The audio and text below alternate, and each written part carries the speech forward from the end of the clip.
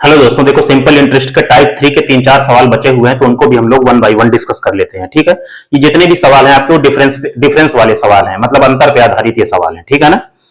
तो देखो question number आपका 29 है।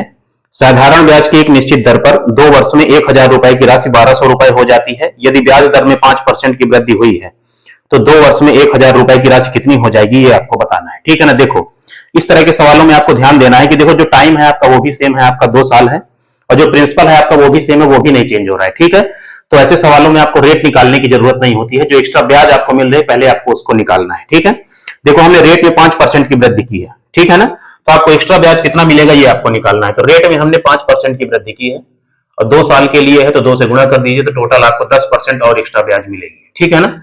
तो यहां पे देखो प्रिंसिपल कितना है आपका 1,000, इसका 10% मतलब 1/10, तो कितना ब्याज मिलेगा, जीरो से आपका जीरो चला गया, 100 रुपए और आपको अधिक मिलेंगे। ठीक है, तो पहले जितने रुपए आपको मिल रहे थे उससे 100 रुपए आपको अधिक मिलेंगे। तो पहले आपको 1,200 रुपए मिल रहे थे, अब 100 रुपए और अधिक मिलेंगे, तो इसमें आप 1,200 जोड़ दीजिए। ठीक है, तो यही आपका आंसर हो जाएगा। तो 1,200 में आप 100 जोड़ दोगे तो कितना हो जाएगा, 1,300 आपका आंसर हो जाएगा। ठीक है ना। तो आपको याद रखना है जब भी आपका प्रिंसिपल सेम हो तो उसमें जो जितना आपको एक्स्ट्रा ब्याज मिले केवल वही कैलकुलेट करना है, रेट निकालने की बिल्कुल भी जरूरत नहीं है। ठीक है ना, इस सवाल को आप ध्यान से देख लीजिए, बहुत ही आसान सवाल है। इसी तरह का एक सवाल मैं और आपको करा देता हूं। क्वेश्चन नंबर जो 31 है वो बिल्कुल आपका सिमिलर सवाल है। देखो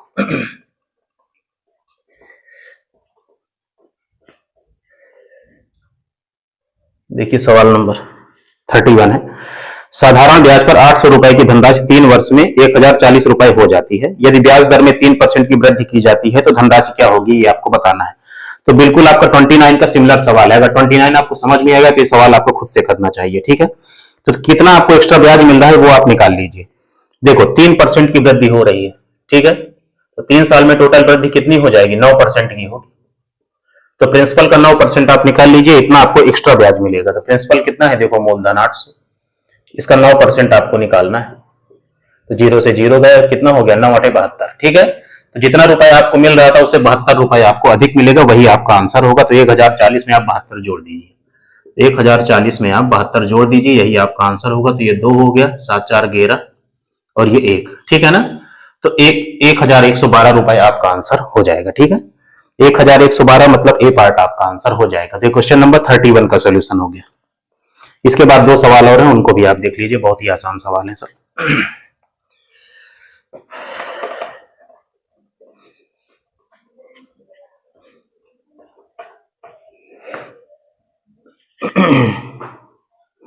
देखिए क्वेश्चन नंबर 32 देखिए। यदि साधारण ब्याज की वार्षिक दर 11% से बढ़कर 17.5% हो जाती है तो एक व्यक्ति की वार्षिक आय 1,071.20 तक बढ़ जाती है, तो उसी राशि पर 5 वर्ष के लिए 10% की दर से साधारण ब्याज क्या है ये आपको बताना पड़ेगा, बताना है मतलब। ठीक है ना, तो देखो इसमें पहले आप प्रिंसिपल निकाल लीजिए मूलधन। ठीक है, देखो रेट कितना हो रहा है, 11% से जो है आपका 17.5% हो रहा है, मतलब 6.5% आपका बढ़ रहा है। ठीक है ना, रेट में जो वृद्धि हुई वो 6.5% की हुई, तो कितना हो गया 6.5% मतलब 13/2% की। ठीक है, इसी की वजह से जो आय में वृद्धि हो रही है वो 1,071.20 है। तो 13.5% की वैल्यू आपके पास 1,071.20 है। ठीक है, तो यहां से आप 100% की वैल्यू निकालेंगे, धनराशि आपको मिल जाएगी। ठीक है, अब देखो क्या है, दशमलव के बाद कोई नंबर हो लास्ट में 0 हो तो इसका कोई मतलब नहीं होता, इसको आप हटा दीजिए और इसको भी हटा दीजिए, दशमलव को नीचे आप 10 लगा लीजिए। ठीक है, कैलकुलेशन को आसान बनाने के लिए। तो ये कितना हो गया, 2 से आपका ये 5 बार में कट गया, 2 5 10, और इसको आप काट लीजिए ऊपर, तो कितना हो गया 13 8 आपका 104, 3 31 हुआ, फिर 13 दूनी 26 और 13 चौको 52। ठीक है, अब देखो ये कितना हुआ आपका, ऊपर नीचे आप 2 से गुणा कर दीजिए। ठीक है, तो नीचे देखो आपका 10 बन गया, तो इसको सॉल्व करो, कितना हो गया, 2 चौको 8, 2 दूनी 4 और 2 8 16, और 10 की वजह से एक अंक के पहले दशमलव हो जाएगा, तो ये 1% की वैल्यू आपके पास आ गई, 164.8। 100% की वैल्यू आप निकाल लीजिए, तो यही आपकी धनराशि हो जाएगी। 100 से जब आप गुणा करोगे एक जीरो तो खत्म हो जाएगा इस दशमलव की वजह से, तो क्या आएगा आपके पास 16,480। तो जो आपकी धनराशि होगी वो 16,480 होगी। ठीक है ना, लेकिन सवाल में आपसे धनराशि नहीं पूछा है, आपको बताना है उसी राशि पर 5 वर्ष के लिए 10% की दर से साधारण ब्याज आपको बताना है। एक साल में आपको 10% ब्याज मिल रही है, तो 5 साल में कितनी मिलेगी, 5 से आप गुणा कर दीजिए, तो कितना हो गया 50% आपको ब्याज मिलेगी। 50% का मतलब आधा होता है।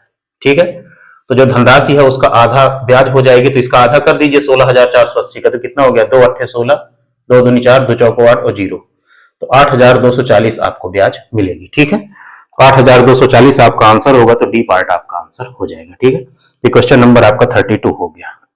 अब लास्ट सवाल देखिए, क्वेश्चन नंबर आपका 33। इसको एक बार देख लीजिए, फिर हटा देता हूं।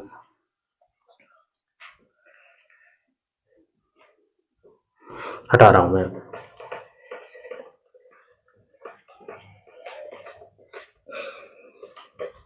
सिंपल इंटरेस्ट में हमेशा हम लोग रेट और टाइम को मल्टीप्लाई करते हैं डायरेक्ट, ये कई बार ये सारी चीजें आपको मैं समझा चुका हूं। ठीक है, अगर पुराने वीडियो आप देखे होंगे तो ये सारी चीजें आपको मिली होंगी। ठीक है, देखो क्वेश्चन नंबर आप 33 देखिए, बहुत ही बढ़िया सवाल है। एक व्यक्ति ने एक फंड में साधारण ब्याज पर 10,000 रुपए जमा किए। फंड पर ब्याज दर हर साल 4% बढ़ जाती है।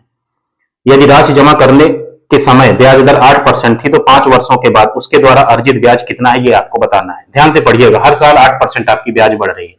तो पहले साल आपकी 8% है जब आपने जमा किया, दूसरे साल कितनी हो जाएगी, इसमें 4 जोड़ दीजिए, कितना हो गया, 12% हो जाएगी। फिर उसके अगले साल कितनी हो जाएगी, इसमें 4 जोड़ दीजिए, 16% हो जाएगी। फिर इसमें 4 जोड़ दीजिए तो कितना हो गया, 20% हो जाएगी। फिर इसमें 4 जोड़ दीजिए तो 24% हो जाएगी। ठीक है ना, तो 5 साल का आपसे पूछा है, ये पहले साल का है, ये दूसरे साल का है, ये तीसरे साल का है, ये चौथे साल का है और ये 5 साल का है। ठीक है ना, इन सबको आप ऐड कर देंगे तो टोटल आपको रेट मिल जाए, कितने परसेंट आपको ब्याज मिलेगी। ठीक है ना, लेकिन देखो इसको आप ऐड कर लीजिएगा, नहीं इसको आप एवरेज से भी कर सकते हैं। सब में देखो 4 का अंतर है, तो जो बीच वाला नंबर होता है वही आपका एवरेज होता है जब अंतर आपका सेम होता है। तो एवरेज कितना है आपके पास, 16, और नंबर कितने हैं देखो 5, तो 5 से गुणा कर दीजिए, तो कितना हो गया, 16 पंचे 80%। ठीक है ना, इनको आप सिंपली भी ऐड कर सकते हैं, बहुत ही आसान है, तो 80 ही आएगा। तो जो भी राशि आपको दी है उसका 80% आप निकाल लेंगे तो वही आपका ब्याज होगा। तो आपको कितना दिया हुआ है, 10,000 रुपए आपने इन्वेस्ट किया था, तो 10,000 का 80% आप निकाल लीजिए, यही आपका आंसर होगा। ठीक है, तो 2 जीरो आपके पास चले गए, तो कितना बचा, 80 के आगे 2 जीरो लगा दीजिए, यही आपका आंसर होगा।